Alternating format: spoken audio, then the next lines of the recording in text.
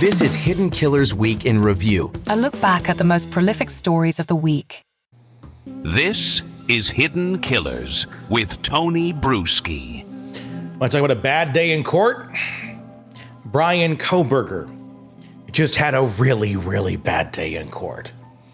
After months of motion after motion, challenge after challenge, his legal team did everything they could to chip away at the case against him.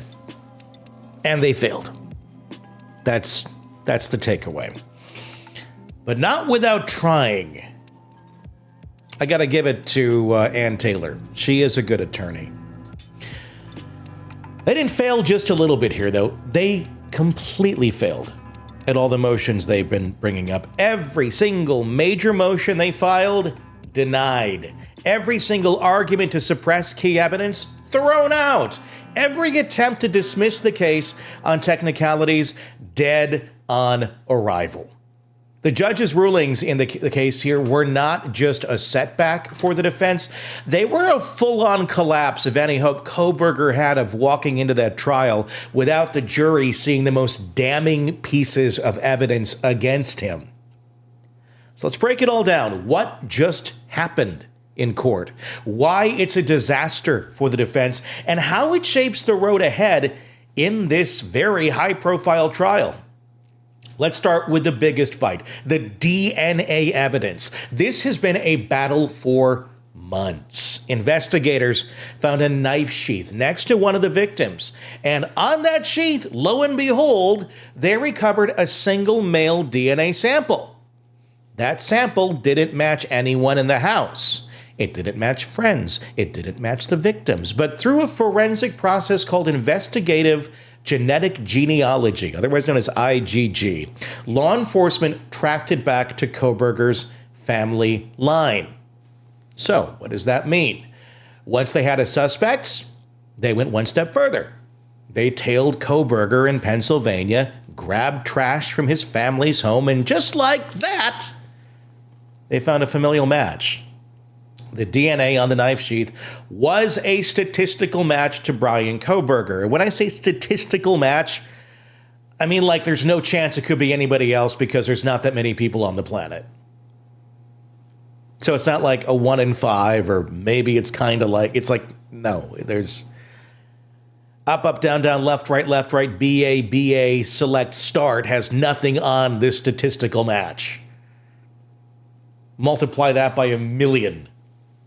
And how every combination could be, that's what this is like in terms of a statistical match. If one thing is off, it could be somebody else. But that's not how that works, because you don't have things that are off when you're testing DNA. Here's what it is. It's a fact. It's very fact-based science. For the defense, this was the mountain they needed to move, and they tried. They argued that police violated Kohberger's privacy using genealogy databases. They really didn't do anything wrong there or violate anyone's privacy. That the methods used to analyze the DNA were flawed. Again, pretty bullshit argument. There's really nothing about this science that is flawed. And that the entire process should be just thrown out because they said those words flawed and it violated this, and it still doesn't change the fact that his DNA was there. Here's the thing. Investigators did not take Kohberger's DNA without a warrant. They didn't sneak into his house and swab his toothbrush. They used a public method that's been upheld in previous cases, and the judge agreed. This is how they caught the Golden State Killer. Same sort of method. Should we have not done that? Would it have violated the Golden State Killer's rights? So that motion, denied. The DNA evidence stays in, and that alone is a huge problem for the defense, but it gets worse. Because next up, his phone records. Prosecutors say that Kohberger's phone pinged near the victim's home at least 12 times in the months leading up to the murders. And on the night of the killings, the phone was turned off, which, let's be honest, is not what most people do in the middle of the night unless they're up to something. Oh, wait. Looking at the stars. He's a stargazer. That's his excuse.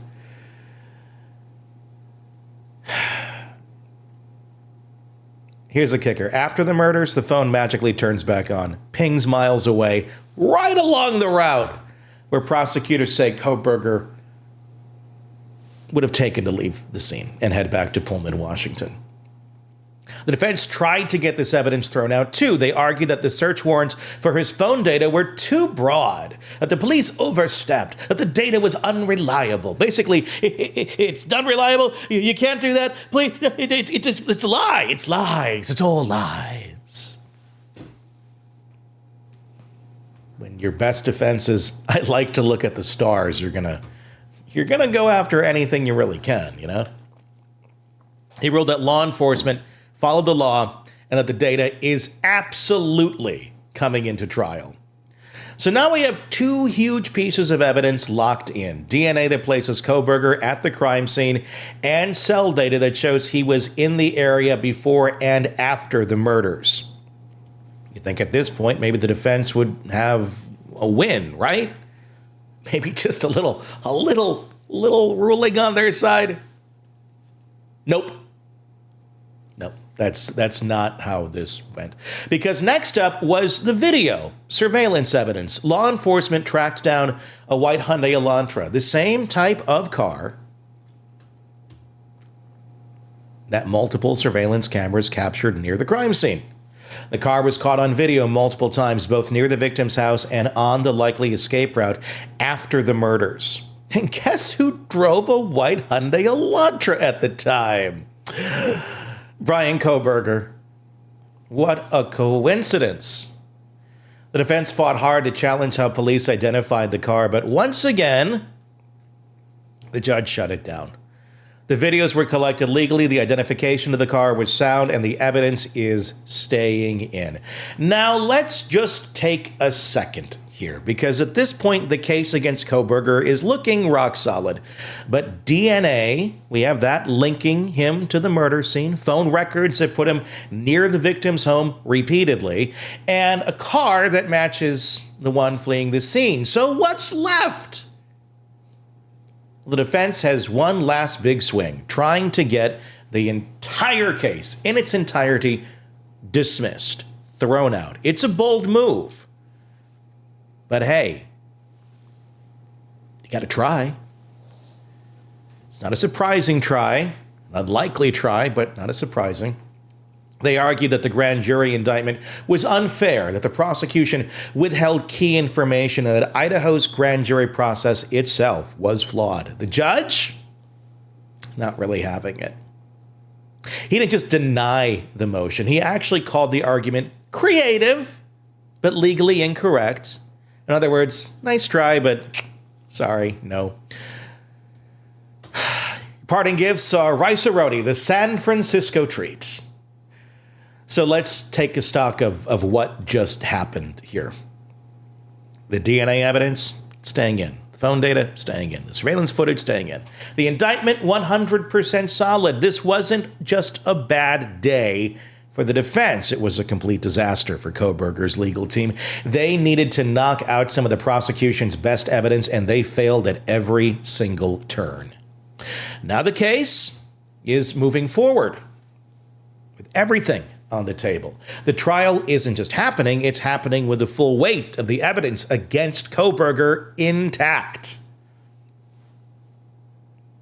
And with these rulings, the prosecution now has a clear path to presenting their case exactly as they planned.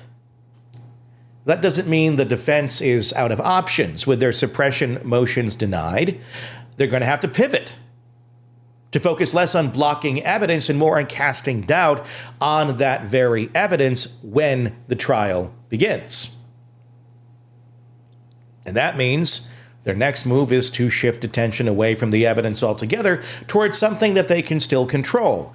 Because if they can't stop the trial, maybe they can change where and how it happens. Actually, they've kind of already done that, because before those rulings came down, there was a scenario where things could have gone sideways for the state. If the judge had ruled that the DNA was inadmissible, if the phone records had been suppressed, if the grand jury indictment had been thrown out, this whole case could have unraveled. The prosecution could have been scrambling to patch holes, losing key evidence, maybe even negotiating a plea deal just to avoid a trial without their strongest pieces of proof. But that did not happen. Every crucial piece of evidence is coming in, and those are just the ones we know about. And now they get to build their case exactly the way they had planned.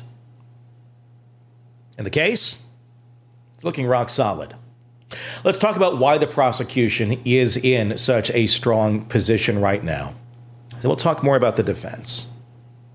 It's not just about having evidence, it's about having the gravity of evidence and how it all fits together and shows a pattern. That's what you really need, not just one piece here, one piece there. What's the pattern with all of this? Start with the biggest piece, the DNA on the knife sheath. It's not just that Kohberger's DNA was found near the bodies. It was found on a military-grade style knife sheath lying next to one of the victims. It's not a random transfer situation. That's not something you can explain away with a, well, maybe this DNA got on here some other way. He was looking at it at the Kmart. He was checking out the thing. He got distracted by the blue light special in aisle 5, which happened to be sub sandwiches that day with American cheese, which are quite delicious with the mustard sauce. No. And by the way, there are no Kmarts anymore. And the delis went away in the 80s.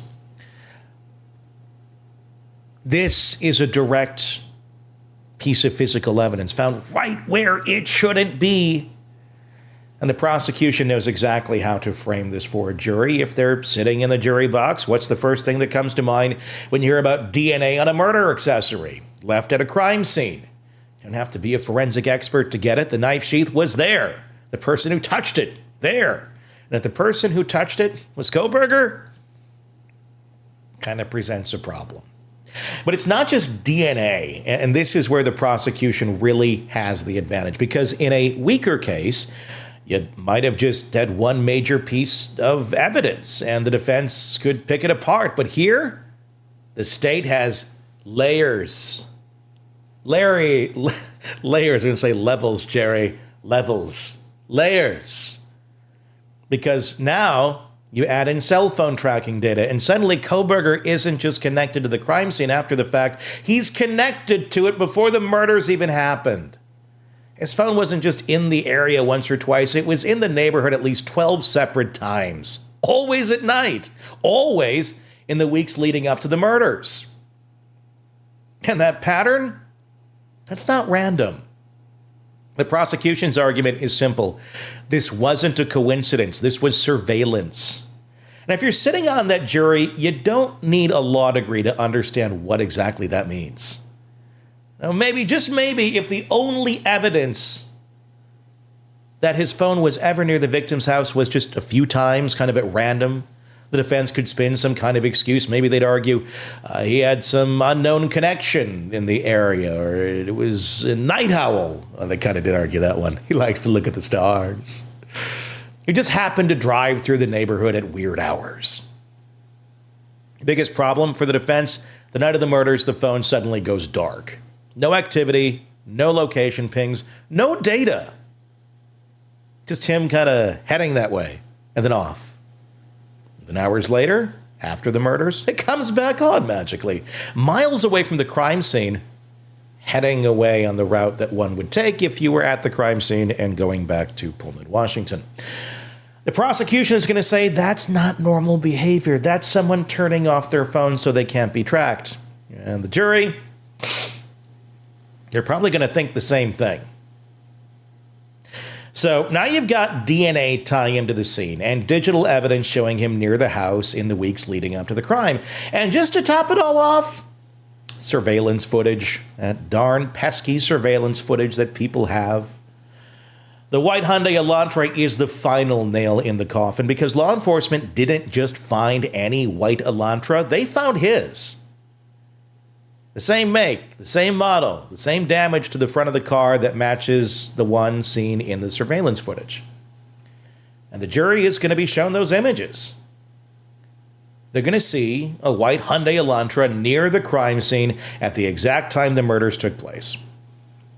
They're going to see Kohberger's white Hyundai Elantra pulled over by police just days later, matching the description of the car they'd been looking for. And the prosecution is going to say, there's no way this is a coincidence. This is why the state's case is so strong. It's not just one piece of evidence. It's a sequence of events and evidence that all lines up. And there's DNA at the scene, too. Phone records showing he was near the house multiple times, a car that matches the getaway vehicle caught on surveillance, and now, thanks to the judge's ruling, none of it is getting thrown out. So what does this mean for the trial? Just lock it up, throw them away, we're done with it? Of course not.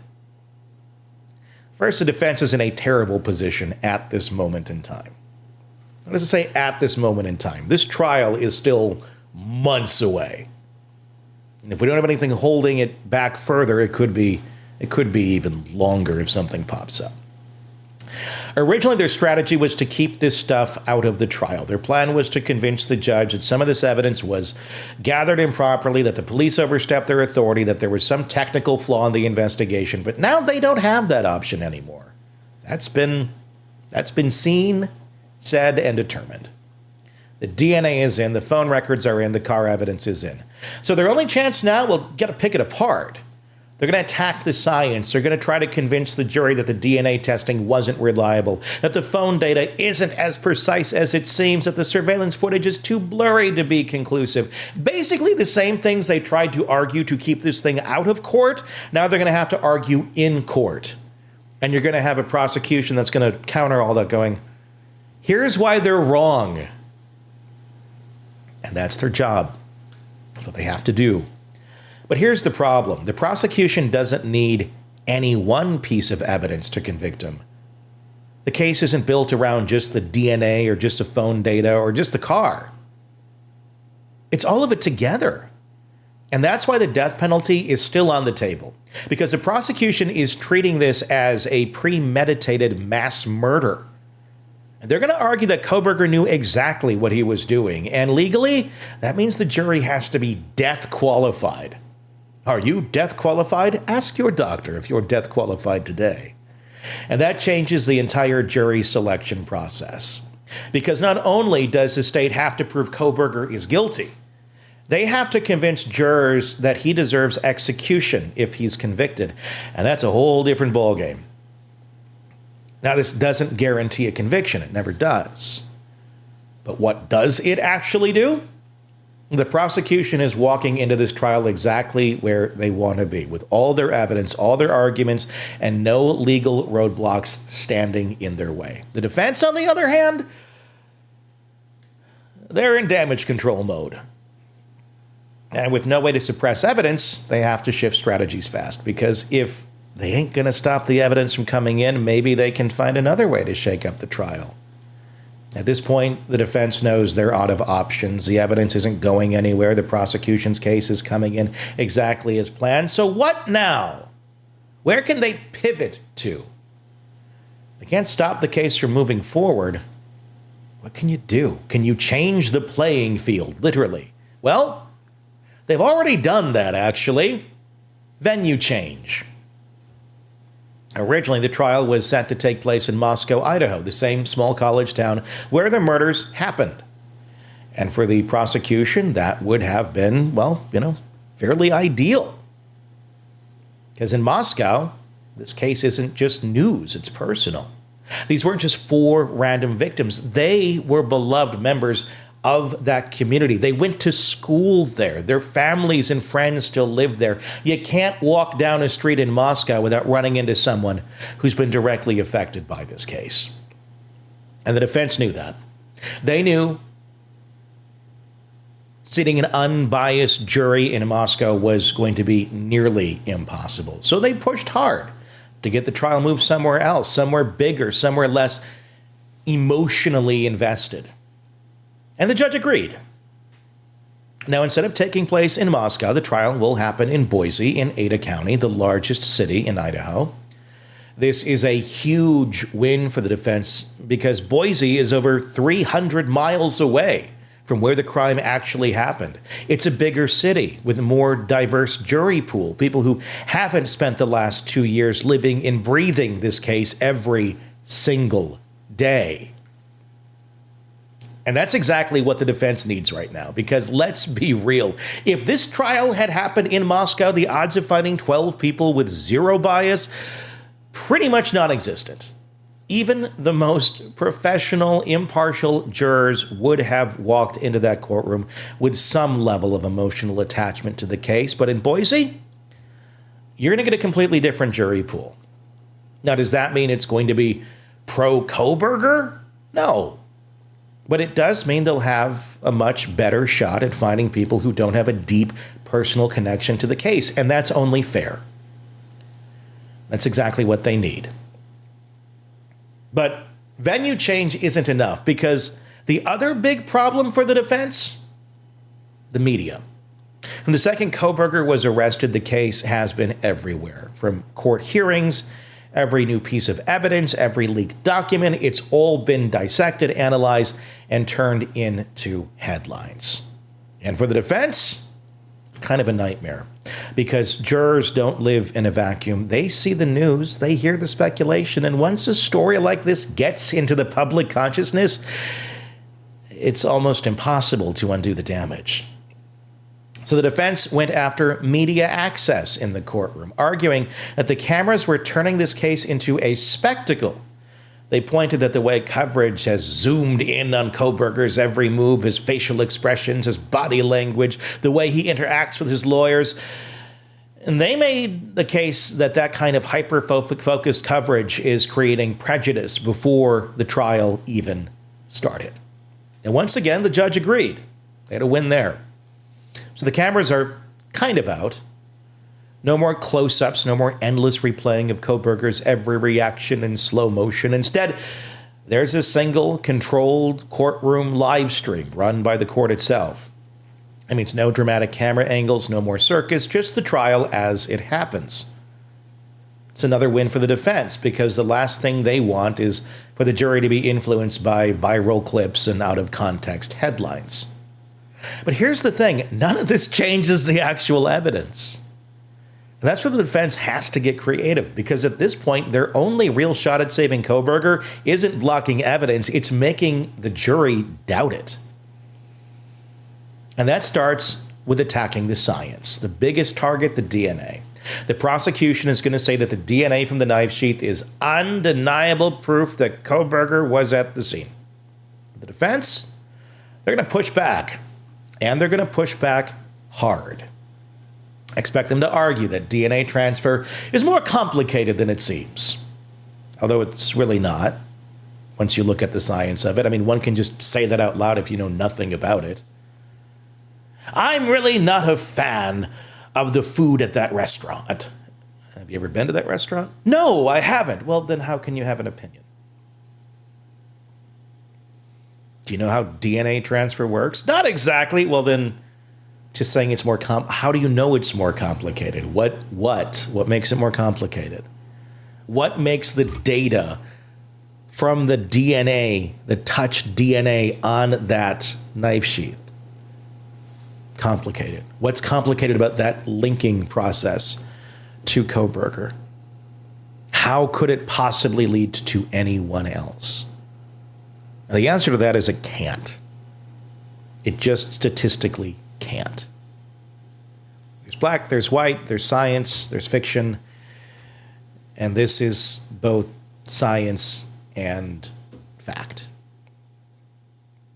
Kohberger's DNA could have ended up on that sheath some other way. That's what they'll try and argue.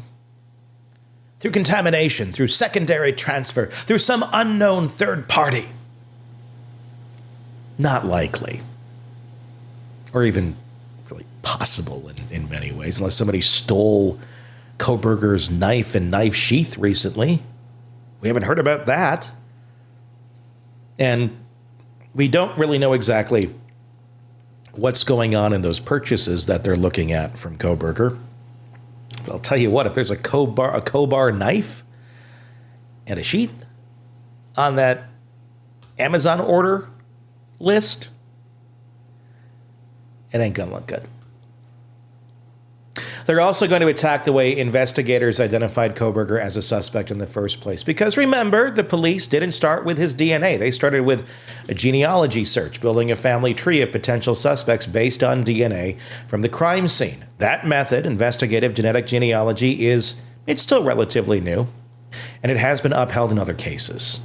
Again, like the Golden State Killer, and there's a litany of other ones too, that all led to the real killer. The defense is going to argue that the technique is unreliable, that led investigators straight to Kohberger while ignoring other possibilities. Okay, so just basically putting a lot of fluff out there. And look, if you're watching this and you can say, I can tell you why this science is flawed, be my guest. Please explain away in the comment section on YouTube or wherever you're getting this podcast. If they can convince even one juror that the DNA is not as airtight as the prosecution says it is, that could be enough to create reasonable doubt. But DNA is not their only target. They're also going to go after the phone records. The prosecution is going to argue that Kohberger's phone data places him near the victim's house repeatedly in the weeks before the murders. But the defense, they're going to question how precise that data really is.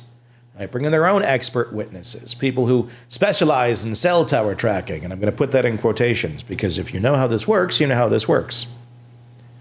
If you're uninformed on how this works and you're just going to talk out of your, about it, you can still call yourself an expert, I guess. It won't be the first time we've seen an expert in a courtroom talking out of, They're going to argue that just because a phone pings at a certain area, that doesn't mean the person was actually there. No, it doesn't mean they're like right next to the tower. It means you're within a range. And these towers, they don't go that far. You'd be surprised just how not far cell towers have coverage. It's not like a radio tower. Like they have to be within so many miles of each tower to ping. That's why you see them everywhere. Because they don't have that much ground that a single tower covers. You'd be very surprised if you looked at that. They're going to try to introduce doubt, and that's their entire game plan now. Because at this stage, the prosecution doesn't need to prove motive. They don't need to prove why Kohberger allegedly did this. They just need to prove that he was there and that he committed these crimes and that the evidence supports it beyond a reasonable doubt. And the defense, their only job now is to chip away at that certainty. Or one could argue, do whatever you can to not have Kohberger executed by the state. They don't need to convince the jury that Kohberger is innocent. They just need one juror to say, I'm not sure. It's all it takes. One person, one doubt, one hung jury. And that's what they're betting everything on now. Because with the trial now set to begin in several months, and with the full weight of the prosecution coming in, doubt is the only thing left that the Kohberger team has to fight for. The latest true crime stories, expert breakdowns, and shocking twists, all in one place. Press subscribe now to the Hidden Killers podcast and True Crime Today. You just made it through an episode of Hidden Killers with Tony Brueski. Congrats on surviving the ads. Want to skip them completely next time? What is that? Join the True Crime Today Premium Plus channel on Apple Podcasts. Ad-free episodes, exclusive early access, and no interruptions. Just pure crime storytelling. Try it free for 3 days. Don't wait. Bitchin' stuff, dude. Hit subscribe now on Apple Podcasts and get ahead of the mystery. Know what I'm saying?